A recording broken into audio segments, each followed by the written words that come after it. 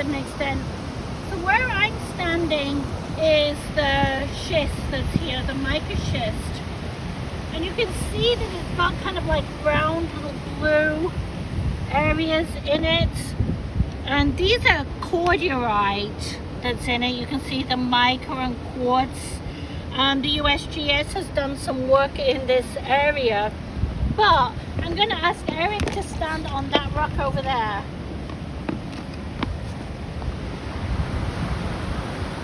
So underneath your feet, does it look the same? No. Now, what does it look like? Is it lighter or darker? It's definitely more Mafic. Is it finer or coarser? Looks pretty fine to me. Fine.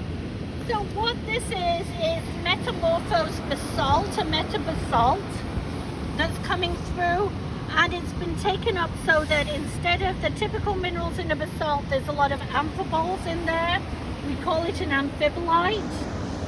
So you can see this rock here, and you can see almost the difference between the schist that we're on, yeah, the contact, and the amphibolite, the contact between the two. Here's the schist that we're on. This is the amphibolite, the schist, and between here is actually a little granitic dike that comes through. Look at that. Right in this area.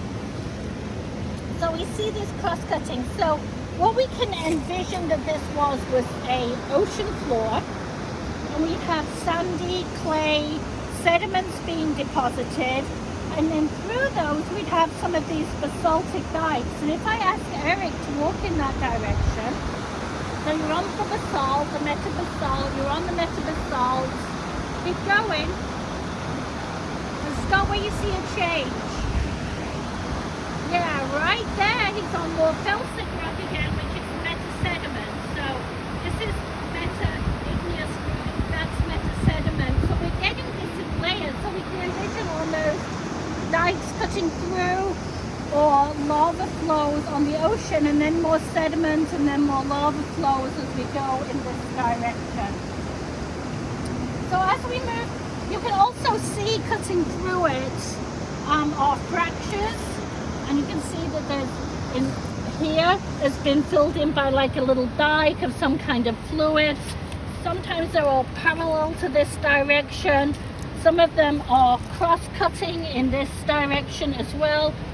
But this is something that's been under a lot of high pressure and high temperature. If we are talking about this being amphibolite, we're talking about very high, not very, very high, but temperatures of about 350, 450, and probably about 5 to 8 kilometers of material that was up above us to get the pressures to form this in-regional metamorphism. So where did it all go? What happened to the 5 kilometers of stuff up above us? Big time erosion, I guess, right? Big time erosion. Have we got enough time for big time erosion? What's that? Have we got enough time for big time erosion?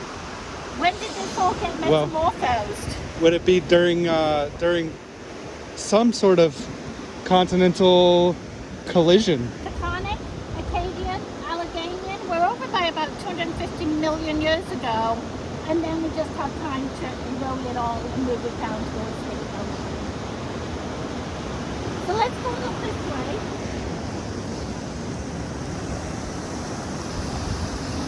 Around the microchip, and here again.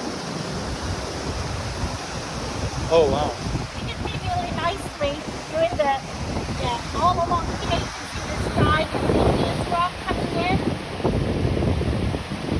You can feel the areas where there's huge amounts of quartz that's been deposited in here.